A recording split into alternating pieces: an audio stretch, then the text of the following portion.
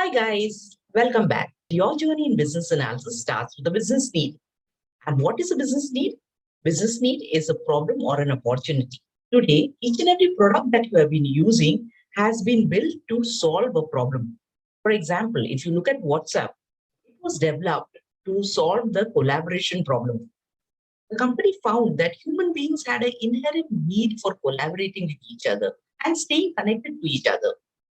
And so they decided to build an app that can solve that problem. Similarly, look at the internet banking platform we all have been using to make our banking transactions. The internet banking platform helped the bank solve numerous problems. It helped them reduce the wait time a customer experiences when he walks into a bank. It helped them improve their customer satisfaction rating, increase their revenues, improve their staff productivity, and automate their internal processes and many more. So each of the apps in your mobile phone has been built for a purpose. There is an underlying business problem that it is solving.